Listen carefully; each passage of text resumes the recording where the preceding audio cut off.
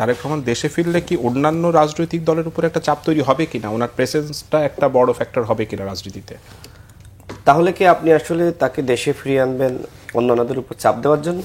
না, ওনার দেশে উনি আসতেই তার মানে তিনি মানে রাজনীতিতে একটা চাপ তৈরি হবে, সংলাপ সমঝোতা। জি, আমি সেটাই বলছি যে অন্যদের উপর চাপ না, তিনি দেশে আসলে বরং সবার সাথে আলোচনা, একটা পজিটিভ আমার মনে ইতিবাচক পরিবর্তন আসবে, আমি নেগেটিভ ভাবে দেখতেছি না। এবং সবার সাথে তিনি যদি বসেন, কথা বলেন। এই মুহূর্তে তো আসলে বিএনপি সব থেকে বড় দল, আওয়ামী লীগ একটি দল ছিল কিন্তু তারা তো আসলে ভ্যানিশ হয়ে গেছে, তাদেরকে আর কাউন্টেবল না।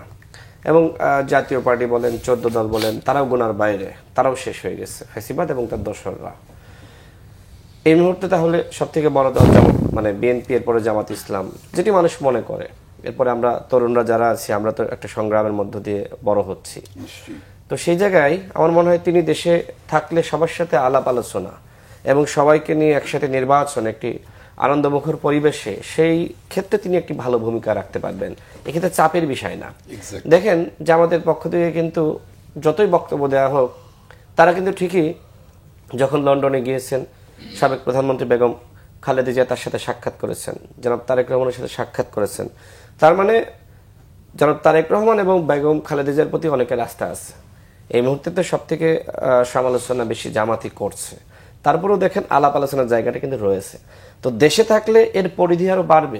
আমি মনে করি গণ অভ্যুত্থানের পরে সবার মধ্যে আলোচনা, একই সাথে আমাদের আগামী নির্বাচনটা কেমন হবে, সেই নির্বাচনে দলগুলোকে একসাথে নিয়ে কিভাবে একটি সুন্দর নির্বাচন উপহার দেওয়া যায়, সেটা শুধুমাত্র এই নির্বাচন কমিশন বলেন সরকারের দায়িত্ব না।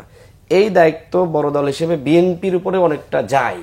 বিএনপি যদি মনে করে না আমরা একাই নির্বাচন করবো, অন্যরা গেলে যাক, না গেলে না যাক, এটা বিএনপির জন্য সবচেয়ে বড় ক্ষতি। বিএনপি তো এমন কথা বলেনি। না, আমি কথার কথা বলছি, এটা আমার একটা অ্যানালাইসিস, যে বিএনপির উচিত হবে যে সবাইকে নিয়ে বসা, আলোচনা করা, কথা বলা। যেমনিভাবে ফ্যাসিবাদ বিরোধী লড়াইটা যখন হয়েছে, তখন কিন্তু বিএনপি সবার সাথে কথা বলেছে। আমি নিজে বিষয়গুলো জানি যে বিএনপি সবার সাথে কথা বলেছে, আলোচনা করেছে। ছোট হোক, বড় হোক, মাঝারি হোক, এই গণ অভ্যুত্থানে সবার ভূমিকা আছে। মনে করেন যে আমরা 100টি দল একসাথে আন্দোলন করেছি, এখন আমরা 90টি দল মিলে 90% পতন ঘটালাম, আর একটি দল 10%। তার মানে কি সবার ভূমিকা আছে। তো সবার যেহেতু ভূমিকা আছে, এই জন্য আমরা মনে করি যে আগামীতে আসলে এই সবার ভূমিকাকে সমন্বয় করে কিভাবে আসলে সরকারে অন্তর্ভুক্ত করা যায় বা সবার পার্টিসিপেশন নিশ্চিত করা যায়, সেটা কিন্তু আমাদের সবার দায়িত্ব। এই কাজটা না করতে পারলে সংসদের বাইরে যারাই থাকবে তারা একটা কেওয়াস সৃষ্টি করবে। দেখেন গণ অভ্যুত্থানের পরে বা যুদ্ধের পরে বা বিপ্লবের পরে যে সকল রাষ্ট্রে জাতীয় সরকার বলেন বা এক ধরনের জাতীয় ঐক্য সৃষ্টি হয়নি, সেই সকল দেশ ধ্বংস হয়ে গেছে। আর যেখানে যেখানে ইউনিটি তৈরি হয়েছে, সেই দেশগুলো আসলে একটি উন্নত সমৃদ্ধ রাষ্ট্র হিসেবে সবার কাছে পরিচিতি লাভ করেছে।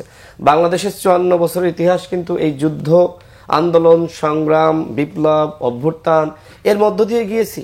তো এইবার তো আমাদের হাতে সময় এবং সুযোগ এসেছে দেশটা গঠন করার, জাতিকে গঠন করার। এই সুযোগটা কাজে না লাগিয়ে যদি আমি আপনার বিরুদ্ধে বলি, আপনি আমার বিরুদ্ধে বলেন, সারাক্ষণ ওই আওয়ামী লীগ বিএনপির যে একজন আরেকজনকে বলেছে, আমরা যেটা দেখেছি, ওই রাজনীতিতে মানুষ এখন চায় না।